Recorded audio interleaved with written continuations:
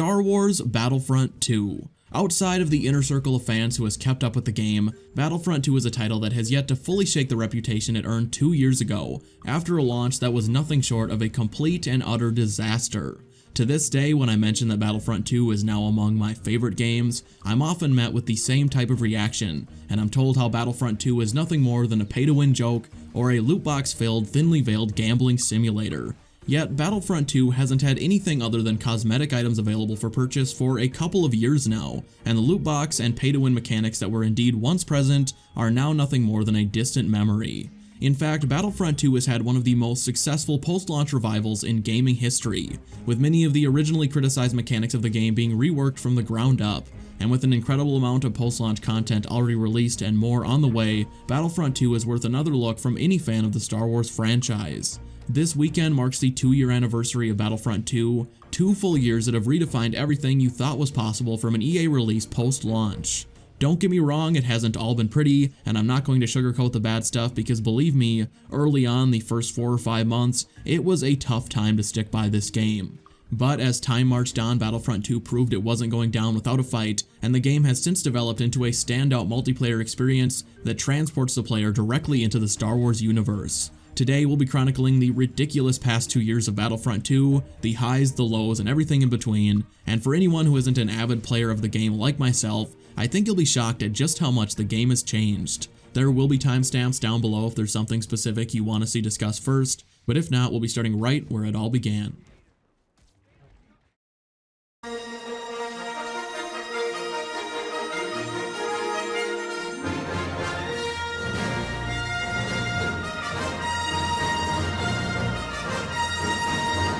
When thinking back to the launch of Battlefront 2 in November of 2017, it's difficult to think of a more disastrous way to make a first impression on the gaming community.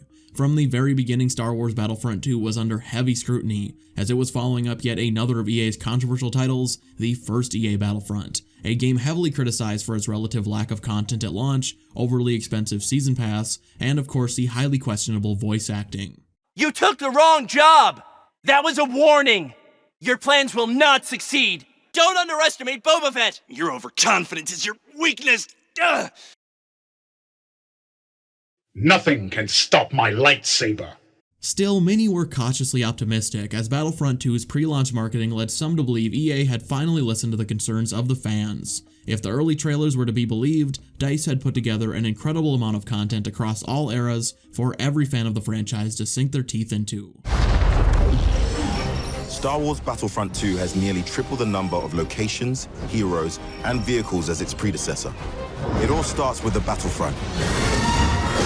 Kamino, Yavin 4, Fondor, Starkiller Base, and many more. In addition to the drastic increase in launch content, EA and DICE were completely revamping the way post-launch content would be released, as instead of being tied to a season pass that was priced as high as the game itself, all forthcoming DLC would be completely free to all players. Because of this, and following a generally well-received beta, many could not wait to get their hands on the full release, and those who were members of Origin and EA Access were excited to enjoy a 10-hour trial of the game beginning on November 9th, 1 week before Battlefront 2 would become accessible to everyone. This is where the true controversy began. During the early access period of Battlefront 2, the game was an ever-present topic of conversation for all the wrong reasons. To begin with, of the 16 heroes available at launch, only 8 of them were available to play without grinding like a madman. Star Wars icons like Luke Skywalker, Darth Vader, Emperor Palpatine, and Chewbacca were locked behind a variety of prices that were truly overwhelming to the casual player. A highly upvoted Reddit post determined that the average player would need to invest nearly 40 hours of gameplay to unlock just one of the more expensive heroes, or alternatively they could spend approximately $260 on the game's microtransactions to unlock the same. Speaking of, the early Battlefront 2 microtransactions were the antithesis of a consumer-friendly system, as all that EA required from those who wanted to unlock weapons, heroes, and star cards quickly was their credit card number, the expiration date, and the 3 digits on the back. Those who were unwilling to pay simply had to deal with a progression system that relied almost entirely on RNG, as the primary method of upgrading heroes, troopers, and other units was by opening loot boxes that could be earned very slowly through playtime, and would dispense upgrades to random units within the game. Playing as Darth Vader did not level up Darth Vader, only happening upon one of his star cards within a loot crate would do that. Alternatively, players could save up crafting parts to level up the specific hero of their choosing, but again, crafting parts could only be found randomly in loot boxes, and leveling up just one high-tier card required the opening of dozens. There's nothing here that makes you feel special. No. It's literally garbage! It's trash! Every pool is trash! So what's the point? There is none. The backlash to this system was enormous, and EA scrambled to lessen the outrage by backpedaling on many of the game's most controversial features. Before the early access period was even complete, EA slashed the prices of each of the locked heroes by 75%, making most a much more manageable unlock. By launch day, EA had completely wiped out all microtransactions from Battlefront 2, and the in-game currency known as crystals were removed entirely. This was EA more or less putting a band-aid on a bullet hole, as players were left with a progression system that was fundamentally constructed to siphon money out of the pockets of consumers. Additionally, the game was riddled with severe server stability issues, plenty of bugs, and a campaign that left a bad taste in the mouth of most players. The premise behind Battlefront 2's story mode was one filled with potential, with a story being told from the POV of an elite Imperial commander dealing with the aftermath of the Galactic Civil War. What DICE produced was a cookie-cutter campaign plagued with hilariously bad AI, questionable character development, and an incredibly frustrating narrative. While the campaign was mostly a far cry from what it could have been, it would be unfair to say the campaign didn't have at least a few highlights sprinkled throughout.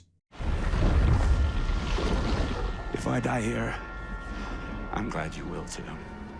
Well, thank you, buddy. Now, I don't want to give the impression Battlefront 2 was completely without merit at launch. The graphics were visually stunning and captured the prequel, sequel, and original trilogy eras flawlessly. The sound design was incredible as well, perfectly replicating some of the most iconic sound effects in Star Wars history. Still, good graphics and sound design could never be expected to make up for critical server issues, a broken progression system, and a game riddled with bugs that varied from unreliable force powers to abilities that rarely worked as intended. The ship had long sailed on EA and DICE's opportunity to kick Battlefront 2 off on the right foot, and within a week most had written the game off entirely. At the time, the idea of DICE turning around the game post-launch was an almost laughable concept, and those who stuck with the game knew that if redemption were possible, the road ahead was long and dark. A month later, DICE released their first post-launch expansion for Battlefront 2.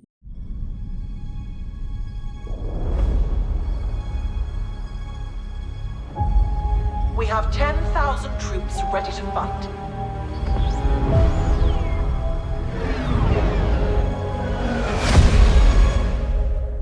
Don't let them shake you. Numbers aren't everything. For many, the Last Jedi season marks the beginning of Battlefront 2's redemption. However, when released on December 12th of 2017, the Last Jedi season was more or less an extension of the base game. The new Galactic Assault map Crate, as well as Finn and Captain Phasma, were more or less ready to go when the game was launched, only held back for the release of Episode 8. Crate itself was visually stunning, which was no surprise. Whether or not Crate is a good map is up for debate, people seem to either love it or hate it. At launch, Captain Phasma was an absolutely horrendous hero, while Finn was better but still not great. The expansion also included a new starfighter assault map Dakar, and a new hero ship piloted by Tali Lintra. The Last Jedi season also included an expansion to the Battlefront 2 campaign, Resurrection, which extended the story of Iden Versio into the era of the sequel trilogy and was a serviceable conclusion to the story told in the standard campaign. While the content itself was mostly well done, the update did nothing to change any of the game's core issues. With just 1 month between launch and the first content drop, DICE simply hadn't had enough time to respond to any of the game's most glaring flaws, and as such they remained. After the Last Jedi update, Battlefront 2 hit a complete content drought. For over 3 full months, from mid-December to late March of 2018, DICE released essentially no content into Battlefront 2. Jetpack Cargo, a very limited game mode, went live in February, and Iden Versio's TIE Fighter was added into Starfighter Assault from the campaign, but that was it for 3 months. This was perhaps the most damaging time for the Battlefront 2 player base, as the community quickly diminished during this 3-month drought. Those who stayed worried DICE had completely abandoned the game, as communication with the studio was virtually non-existent. Other than a brief mention in January that DICE was working on an improved progression system, the community had no idea what was to come next. It wasn't until March 21st that this new progression system arrived, and when it did, the reception was almost universally positive. No longer was character progression tied to random loot boxes. Upgrading the unit you wanted to was very simple. You play as that unit, earn skill points, and choose the star cards you want to either unlock or upgrade. That's wonderful. This is where the real turnaround of Battlefront 2 began. After a 3-month content and communication drought, the progression system revamp drastically increased the game's quality of life, and also at this time all heroes were made completely free for all players, and Battlefront 2 was assigned a new and improved community manager, Ben Walk, who to this day has drastically improved the communication coming from the studio. Microtransactions did return to Battlefront 2 during this time, but were cosmetic only, and every single cosmetic in the game was completely unlockable without spending a penny. Throughout March and early April, Luke, Han, and Leia each received their Episode 5 Hoth appearances, Bespin was ported into Battlefront 2 from the previous game, and on April 18th, a fresh and unexpected update arrived. Keep your eyes peeled. I think I saw something. Stop worrying, we'll be fine.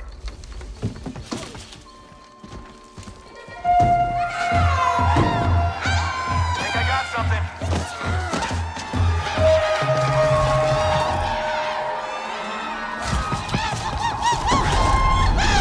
The announcement of the Night on Endor update was met with an overwhelmingly negative response when first announced. People were angry as the community was impatiently waiting for the arrival of more Clone Wars content. However, when the update was released, many were surprised at just how well done Ewok Hunt was. The mode was dripping with atmosphere and was genuinely unsettling at times. The Night on Endor update also saw the arrival of 40 new skins for the various troopers, many of which were brought in from Battlefront 2015, but the options for customization were heavily appreciated nonetheless. Hero customization was also further expanded, with 8 new hero skins being released at once, including the now infamous Bandaged Chewbacca. As a whole, the Night on Endor update was a fun addition to Battlefront 2, but due to the nature of Ewok Hunt, replayability was relatively low, and many were very eager to hear what DICE had in store for the real Season 2 expansion. During this time, the community was split. Most of us already knew what Season 2 would be, as Solo, a Star Wars story, was releasing on May 10th of 2018, and there was no way DICE wouldn't be releasing a tie-in expansion. Still, the fanbase was hoping that Clone Wars content would be coming soon, but ultimately, that wasn't going to happen for quite some time, and the Han Solo season was subsequently announced. Heads up! The Han Solo season was a 2-part season released in May and June of 2018. The first half of the expansion brought back Jabba's Palace from the previous Battlefront, added Hero Showdown, a new 2v2 hero-based game mode, and most importantly was a source of 2 of the best skins in Battlefront 2, Leia's Bouch disguise and Lando's skiff outfit from Return of the Jedi. This update also brought with it the addition of Starfighters into Custom Arcade, but if you can't tell, this was a very small update, and the second half of the season had far more to offer. This brought with it the arrival of a new location, that being Kessel, as well as new hero skins for Han, Lando, and Chewbacca, all based on their appearance in Solo. A new Millennium Falcon piloted by Lando and L337 arrived into Starfighter Assault, and Extraction, a fan-favorite game mode from Battlefront 2015, arrived into Jabba's Palace and Kessel. Unfortunately, many found the Solo season very underwhelming, but the disappointment was short-lived, as within a week of the release of Part 2, DICE had a very exciting announcement for the Star Wars community at E3 2018. We know that you have been asking for new heroes, villains, and planets from a certain era that features a very iconic Star Wars conflict, so I'm excited to confirm that Battlefront 2 this year will be going deep into the Clone Wars.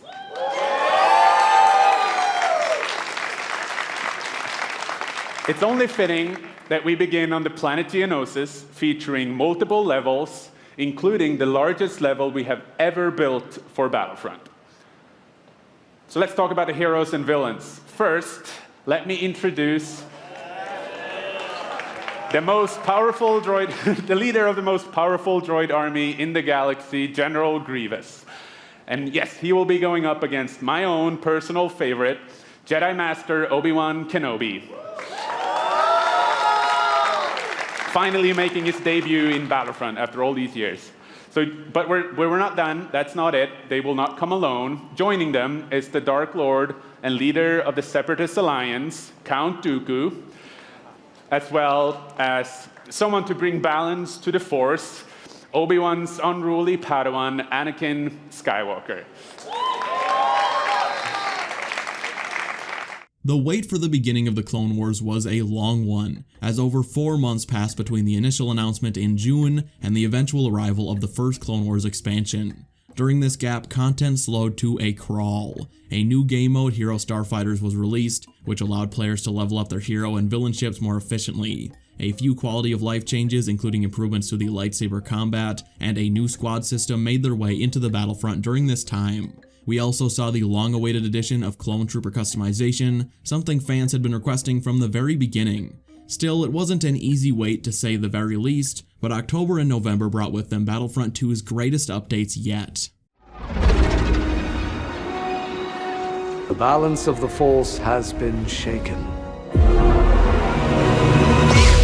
Clone Wars have begun. If the revamped progression system marked the beginning of Battlefront 2's gradual comeback, the last 3 months of 2018 represent the period in which that comeback was supercharged. Released within under a month of each other, Battlefront 2 saw the addition of 2 new heroes, the ruthless Khalees General Grievous, and the calm and collected Jedi Master Obi-Wan Kenobi. Both heroes were also outfitted with multiple appearances each, from Grievous's incredibly unique Shattered appearance to Obi-Wan Kenobi's clone armor, which dropped just before the new year. Geonosis was not only visually stunning, but featured an incredible attention to detail that would blow any fan of the Clone Wars away. Additionally, Geonosis featured 3 brand new vehicles, the massive and fully controllable ATTE, the Bark Speeder for the Republic, and the STAP as a Separatist speeder equivalent. These were the updates that revived the Battlefront, and Star Wars fans returned to Battlefront 2 in droves, with the active player base equaling launch day numbers over Christmas break of 2018. However, we aren't even close to finished, as the Clone Wars had only just begun. A ferocious fight between good and evil. In the thick of the Clone Wars, the forces of the Galactic Republic and the Separatists clash in a high-stakes tug-of-war. Led by their vicious superiors, the droid army launches an invasion on the Republic attack cruiser. Elite infiltrators go head-to-head in a deadly battle aboard the capital ship as the Separatists target its weak points. But with valor and dexterity, the clones abolish the threat of devastation. In consecutive updates between January and March of 2019, DICE released 3 incredible expansions that made the Han Solo season look like an afterthought. During this period, 2 additional Clone Wars heroes, Sith Lord Count Dooku and the reckless Padawan Anakin Skywalker, made their way onto the Battlefront. Both of these heroes were incredibly unique in their playstyle and felt right at home on maps like Naboo, Geonosis, and Kamino. I feel as though this video would not be complete without me at least mentioning how absurdly powerful Anakin was at launch, chosen one or not.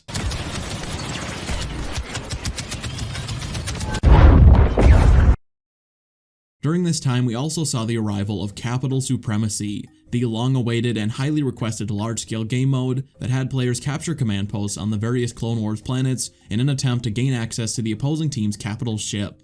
Once accessed, teams are given a chance to destroy the ship.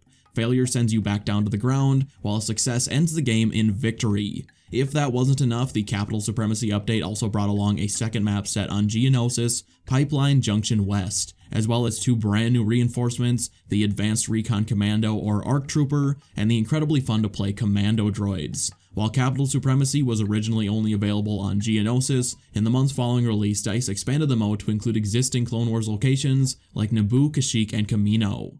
Since then, DICE has only continued to release high-quality content, further expanding upon a game that had already improved drastically. June saw the release of the Droideka, something the community had practically been begging DICE to create. Alongside the Droidekas, the Galactic Republic was given a new tank to counter the Separatists, the TX-130, which was also added to each of the existing Clone Wars maps that had vehicles available. Clone Trooper customization has only continued to expand, with over a dozen available legions for each class, and the Separatist droids recently were given some customization options of their own. By community request, hero health was heavily reworked, with heroes no longer requiring a star card to regenerate health from kills, which helps to put new players at less of a disadvantage compared to the veterans, and allows players to have much more freedom with their star card setups. Hero customization has also only continued to grow, with community favorites like Luke, Han, and Leia's A New Hope appearance, Clone Armor Anakin, and Yavin Ceremony Luke and Han all expanding the roster over the recent months. DICE has also continued to add content to the Clone Wars era, bringing the Clone Commando as a New Republic reinforcement, and creating an entirely new planet, Felucia, which was added to both Capital Supremacy and Heroes vs. Villains. Additionally, 2 brand new large-scale game modes have recently made their way into Battlefront 2, which include Instant Action, a single-player experience that pits the solo player against waves of AI as they attempt to prevent you from capturing the command posts, and also Co-op, which is a 2 to 4 player online experience that takes everyone involved on an exhilarating mission throughout multiple phases on each of the Clone Wars maps, including the brand new release Felucia. These 2 modes are excellent options for the more casual player, and in the case of co-op, new players are able to level up their troopers, reinforcements, vehicles, and heroes without having to face off against real players. While comebacks in the gaming world have become increasingly common over the years, it's still hard to believe that an EA-published title like Battlefront 2 has turned into such a consumer-friendly Star Wars experience, with a system that allows every cosmetic to be unlocked via simply playing the game. The roster of heroes has expanded from 14 to 20, we've received hundreds of new appearances for troopers, heroes, and even reinforcements, and new units like the Droideka, Commando Droid, and Clone Commando keep the game feeling fresh. With the game 2 years post-release as of this weekend, judging from EA's past track record, you'd expect the game to have reached the end of the line, but that couldn't be further from the truth. In just 1 month, Battlefront 2 is seeing yet another massive expansion to coincide with the release of The Rise of Skywalker, and while details have yet to be revealed, we know we'll be getting another brand new map, multiple reinforcements, and new appearances for reinforcements and more than likely heroes, and even more on top of that. Additionally, DICE has confirmed that support will continue into 2020 with no signs of stopping anytime soon. So if you're like me and you know someone that insists Battlefront 2 just isn't worth their time, maybe send this video their way so they can see everything they're missing out on.